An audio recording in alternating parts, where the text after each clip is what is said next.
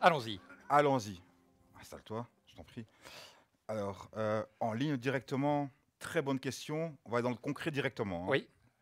À quel point de pourcentage êtes-vous exposé à Orpea exactement? Alors, nous sommes exposés à 6%. Et 6%. Oui. L'autre question, et ça c'est les Bruxellois, on a entendu parler, l'influence de la nouvelle réglementation de fermeture des lits non occupés à Oui, Bruxelles. On a entendu cette question revenir plusieurs fois tout par à mail et fait. par Alors, je vais téléphone. peut-être rapidement rappeler de quoi on parle pour être Ouais. certain que tout le monde est au courant. Donc, les autorités de la région bruxelloise ont décidé ensuite de réduire la part de marché du secteur privé pour favoriser le secteur public, en sorte de market maker. C'est une décision qui fait l'objet de recours en justice. Ça va prendre un peu de temps et donc il faudra voir l'issue. Mais globalement, l'impact est extrêmement limité parce que je vous rappelle qu'il y a une pénurie dans le pays d'infrastructures d'accueil, pas à Bruxelles parce que la démographie connaît un plateau et donc il y a un excédent pour quelques années d'offres, mais dans maximum 10 ans, ça repartira à la hausse et il y aura un besoin de nouvelles infrastructures. On va parler de l'endettement, Oui, ratio d'endettement, de État. l'ordre de 46-47%. Est-ce que vous avez des objectifs? On a eu comme objectif traditionnellement, et on continue d'avoir aux alentours de 47%, de 45%, pardon. En période faste, autour de 45%, ça veut dire au-dessus de 45%. En période comme actuellement, autour de 45%, ça veut dire au-dessus de 45%, et donc en dessous de 45%. Sur le graphique, on avait vu le rendement brut de 5,80, rendement net 5,40%. Quid des nouveaux projets en fait? Quel est le rendement des nouveaux projets? Parce qu'avec les taux actuels, Alors, les nouveaux projets, nous n'avons pas conclu de nouveaux projets, parce que les coûts de construction aujourd'hui ne permettent pas à des développeurs de vous offrir un contrat fixe. Même si pour votre maison, vous voulez faire des transformations, il y a peu aujourd'hui d'entrepreneurs qui sont capables de vous donner un prix fixe. Et donc, tant que le marché est là où il est aujourd'hui, pratiquement personne ne se lance dans de nouveaux projets. autre question, comment envisagez-vous les futurs refinancements avec la remontée des taux? Eh bien, on est tranquille jusqu'à 2028. Je pense que j'étais assez clair. Donc, on a Mhm. quelques petits refinancements d'ici là.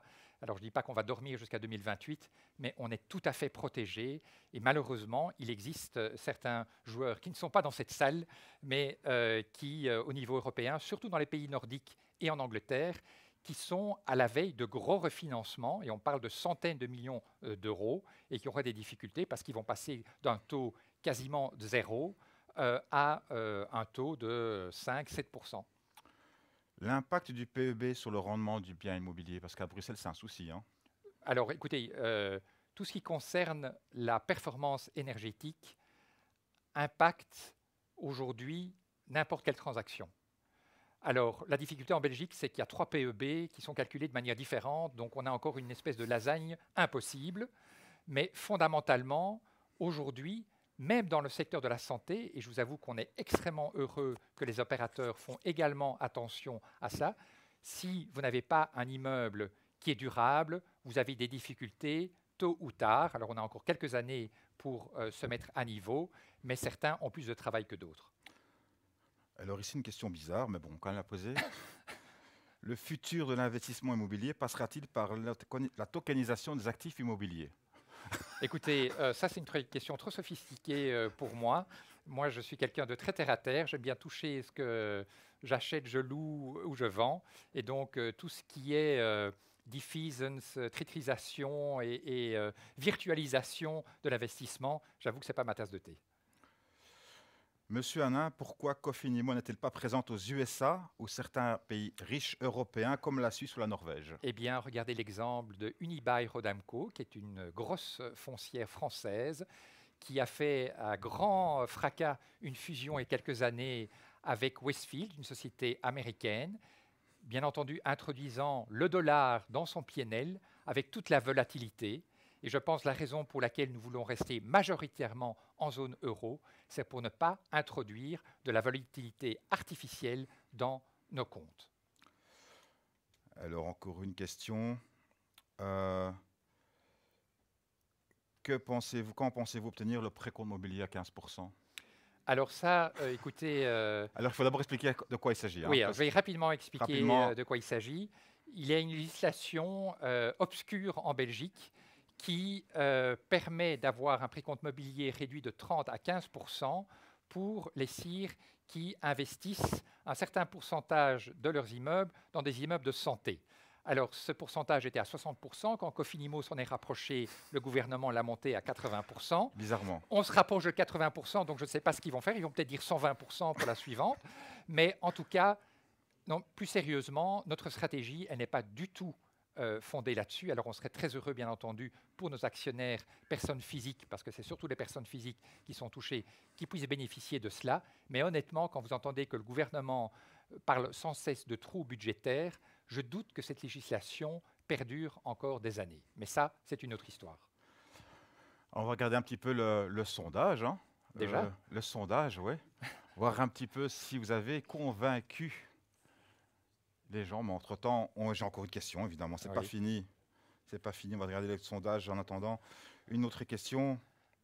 Avez-vous un actionnaire de référence qui peut accompagner les besoins de croissance de l'entreprise? Augmentation de capital La réponse est non. Donc nous avons un floating de 100%.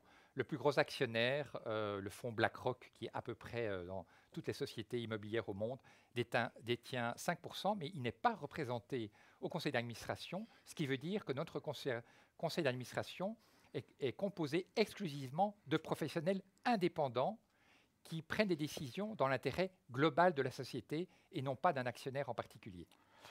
Et au niveau augmentation de capital, est-ce qu'il y aura des nouvelles et ouvertes aux particuliers? Alors écoutez, la toolbox pour l'augmentation de capital chez Cofinimmo, elle a prouvé dans le passé d'être assez diversifiée, hein, des dividendes en actions, où d'ailleurs je vous remercie, nombreux d'entre vous ont répondu positivement, des apports en nature, ça a été le cas, vous savez, pratiquement pour 600 millions d'euros depuis 2018. Il y a eu également d'autres opérations comme des obligations convertibles. Ça, c'est un peu trop sophistiqué pour Jean et moi, donc on préfère ne pas avoir trop d'opérations de ce genre. Et des augmentations de capital se font. On n'en a pas fait énormément depuis 2018. On a fait une augmentation de capital ouvert à tout le monde. On a fait un ABB en 2021 de 180 millions accéléré. Ça dépend vraiment des circonstances. Ce qui est important pour nous, c'est d'essayer de préserver au maximum le dividende pour l'avenir et de gérer la société de la meilleure manière possible pour préserver sa valeur en tenant compte de tous les aléas. Et je peux vous garantir qu'aujourd'hui, chaque jour que nous venons au bureau, il y a toujours un nouvel aléa. Merci beaucoup. On va regarder le résultat du vote. Ah ben oui, 81%. Ben bravo. Ben je vous remercie. Merci à vous. Merci Merci à toi, Jean-Pierre.